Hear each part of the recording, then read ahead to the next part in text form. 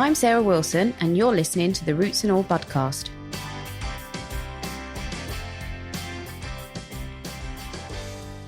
Hello and welcome to the Budcast. This week I'm speaking to Chris Williams, who's the co-founder of Edibleculture, which is a nursery based in Faversham. Edibleculture, hard to put them into words really what they do. Suffice to say that it's amazing. It's incredible what they're doing down on their nursery. They are growing plants, raising plants from seed and from cuttings. They're saving seed. They're growing peat-free. They're growing organic. They're growing without chemicals, and they have an aversion to single-use plastics, which is being expressed in the way that they sell their products. Everything they're doing in their business is sound, and it's ethically wonderful. I can't speak highly enough about what they're doing. If you want to check out their website, I will put the address in the show notes. And also an address where you can find the pots that they use in the paper pots that Chris speaks about in the interview, which is posipot.co.uk. But I do urge you to go and check out the website because it's inspiring. And the last question that I asked Chris was actually about business and whether it's possible to run a profitable, ethical business. And it's really interesting what he says. I hope you enjoy the interview. I immensely enjoyed speaking to Chris. And if you get the chance to go down to Faversham, I urge you to go and check out the nursery. So the first thing I wanted to ask you is, I know you've been on a lot of programs, haven't you? And you were saying you've been on radio and everything. And I think a lot of gardeners know about you. But in case they don't, could you just explain a little bit about the business and the values behind it? Yeah, sure. So Edibleculture, as the name suggests, really, we specialise in edibles, but particularly interesting, unusual things like herbs, vegetable plants, fruit trees.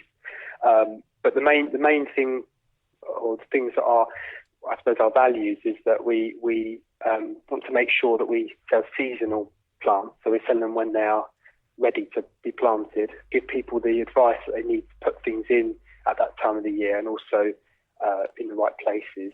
And also make sure that what we're producing has a positive impact on the environment rather than a negative impact. Which sounds odd when you're producing plants, because you'd assume plant producing is positive anyway, but in the sense of how we grow those plants to benefit the environment long term, and also while they're at the business as well. So the main areas of that is that we don't use peat, so we use peat-free compost.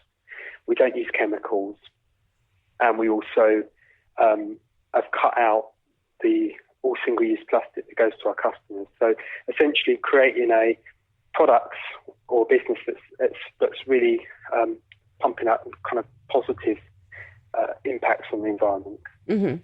Yeah, I mean, I think you've had a lot of coverage on your no single-use plastic issue. So yeah. I think that your aim this year has been to ensure that no single-use plastic will leave the site. But how do you achieve that? So it's quite it's an interesting one, because with horticulture it is quite a heavy user of plastic, the industry. But what we thought, we broke it down into certain main areas where plastic would be used. So one of them being plants, of course, the other being compost, the other being plant feeds and sundry items. And we just looked at solutions of how we could sell them, and also kind of take inspiration from how it used to be sold before plastic was heavily used. So and we took the narrative that we basically, within the business, it's illegal for us to sell anything with single-use plastics. We had this really hard line narrative to say, right, we've got to do it, and we're not going to stray away from it and kind of get tempted to go back to our usual way. So but the main ways we've done that is with compost, for example. We buy the compost in bulk form rather than in bags, and we actually decant that compost into reusable bags for life that we had made, that the customer buys with the first bag of compost, and then they bring that bag back every time to get refilled, so they haven't got that single-use bag to throw away at the end. Mm-hmm. It's worked really well. That's a really positive way forward with the compost. With plant feeds, particularly like bone meal, that sort of thing, and also even liquid plant feed is we buy that again in a bulk form. So we're buying it in big bags, big tubs, and we decant it into bags, into bottles, and weigh them in the process. So people only have to buy what they need, so they don't have to buy masses of it in lots and lots of plastic bags. And that's kind of gone down really well, because that's giving people a nice choice, but also allowing people to buy what they need at the time. And thirdly, the other big one was plants. We grow plants in sort of a few different primary sizes of pot, and so we actually decided and realised through lots of research that actually plastic is a very good tool to grow plants in the nursery. It just shouldn't be seen as something that is disposable. It should be seen as something that is a valued long-term investment that you have in the nursery and use, but you don't pass that problem on to the customer.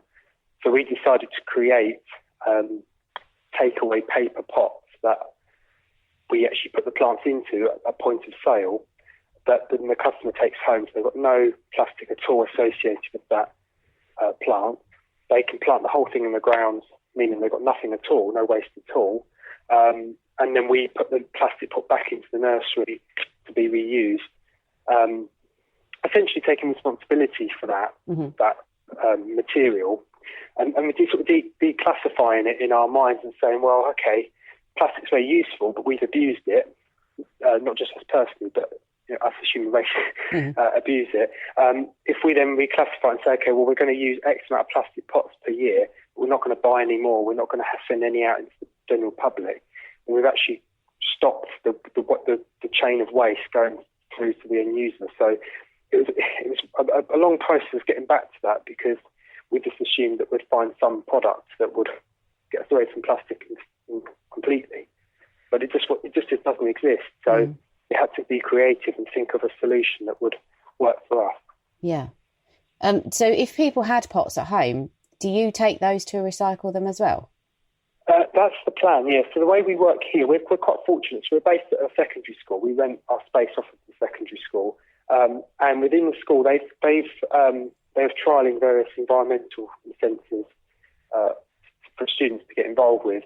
One of them being a plastic recycling process. So they've actually got some funding to buy a machine that shreds up plastic into a form that can then be processed into something new. So we actually, those pots that do break in the nursery, the ones we have to dispose of, we put them through this machine for us to then be able to make pots again.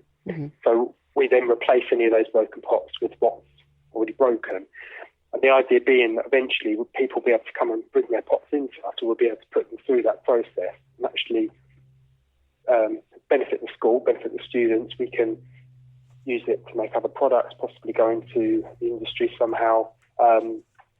Essentially trying to, with the hope that over time that the amount of plastic that goes around that cycle will be fewer and fewer until such time as other materials out there. But the idea being that it's a circular system and we don't let it leave the site. And, because for most people, well, particularly at home, there's no real option apart from putting it into the general waste, which probably gets incinerated, which isn't so sustainable. No, quite. The only thought I had is if somebody had a plant from you, and then, I mean, I'm notorious for buying plants and then leaving them languishing on my driveway until I get around to putting them in for like a month or so. How long would they last outside a pot, or are there things that people can do once they get home to counteract that? There's a few things they could do. I mean, the paper pot in the open, if it's kind of, particularly if it's kept wet, then it will stay intact for a couple of weeks. It will start to break down in terms of the bottom of the pot. Like if you picked it up, it would probably start falling apart. So it will kind of hold it in place. I mean, what some people do is they take them home and actually pot them up. Particularly if they've got pots at home they've had left over, they may just pot them up temporarily, and then although they're using a plastic pot again, but they're recycling, they're not adding to their pile of pots. A lot of our customers say they do plant them fairly quickly, maybe in a couple of days, a week, and then by that point, by the time they've put them in, that pot's degrading, so that means that the roots will get into the soil quite quickly. So it's really sort of designed to be a fairly temporary measure, and we almost hope that it kind of may encourage people to plant them quickly as well, which is kind of beneficial for the plant. And I'm sure there are going to be instances where people will forget and they might dry out. But the main thing is you treat it very much like any plant in the pot you buy in the garden centre and water it the same, but it just will break down a bit, obviously, quicker. Yeah. But that's good because when it goes into the ground, it breaks down quick as well. So that's the important thing. Definitely. And the other thing I noticed on your website was that you do talk about pesticides and herbicides. What do you use, if anything? What's kind of acceptable on the nursery? Well, we don't use anything. We use a foliar feed, which we find that if a plant's quite stressed through aphid damage, for example, we can give it a boost with feeding. So it's important to keep plants healthy in an environment that they like. So, for example, we've got 2 big glass houses and 2 polytunnels. So we will move plants out quite quickly in the spring as soon as the weather allows to make sure that the plants are not in an environment that will breed more pest or disease. Obviously, those that want to be in the greenhouse will stay in the greenhouse. But what we've also developed is we've created a site that all around the nursery is developed for wildlife. So we've left grass to grow longer to create meadow spaces. We've created. We're lucky we've got a pond here as well.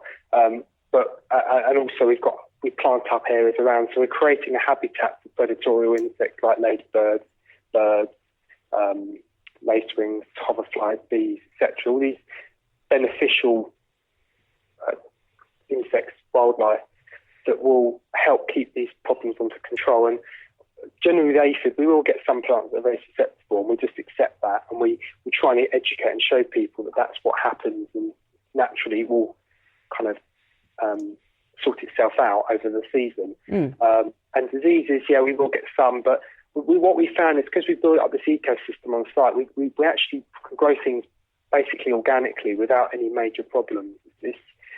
It's quite interesting seeing the process, and we've been really pleased with how that developed. So the answer, really, the quick answer was really we don't do anything, in terms of what we put on the plants. We just create an environment that's best for the plant. That's fascinating and inspiring because a lot of nurseries that I've spoken to will tell me that you can't grow professionally, especially edibles, without using a level of pesticides. So that's lovely to hear and inspiring, as I say, if people do want to make that step. But obviously good husbandry is key, and as is building up a kind of natural resistance through the way that you grow plants. So. I think it's the way we started. I mean, we started on that ethos straight away, and I think that made it easier because we found ways of doing things straight away. I suppose our scale is relatively small. I mean, we may grow 10, 20,000 plants. In the scheme of some businesses that may grow hundreds of thousands or even millions, or really big companies, in that sense, it's probably a bit more challenging because you've got so many more things to look after. But I think with edibles particularly, we just don't feel comfortable with knowing that a herb that someone may buy and use pretty quickly, it's got some sort of chemical on it, because otherwise it's creating a plant that's not particularly healthy for the environment, but also for people's health.